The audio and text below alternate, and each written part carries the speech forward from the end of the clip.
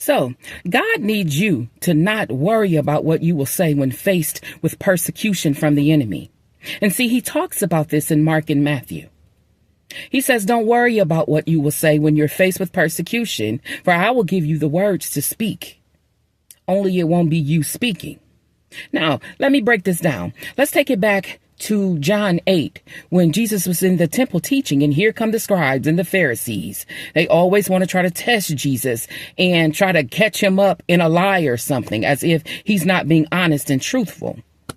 They hate him, but they want to be him so bad, and they are relentless in trying to reconform the law of Moses to fit their own agenda. Okay, so here they come, and they bring this woman before him that had been accused of adultery, and they say, "Teacher, so the law of Moses says that whenever you're caught in adultery, you should be stoned to death. So what should we do with this woman?" Jesus didn't say a word. He knelt down and started writing on the ground with his finger.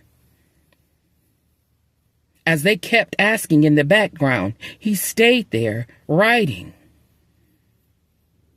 And then he stood up and said, "Let he that is not sin cast the first stone."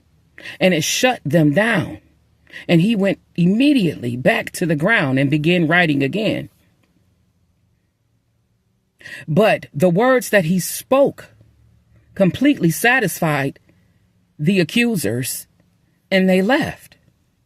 So now, when Jesus went down and started writing on the ground, this was in representation of him paying homage and respect to the Most High, our Father, our Creator. He went down and allowed God to speak to him through that divine conduit that we all have, through that frequency that connects us to the Most High that we came here naturally with. We are all connected through the earth because God created the earth and the heavens and everything on it. And man was made from the dust.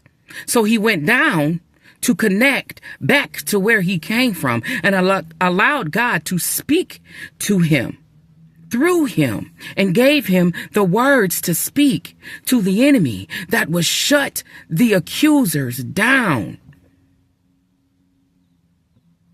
And him standing back up was in representation of him standing in his authority and his power.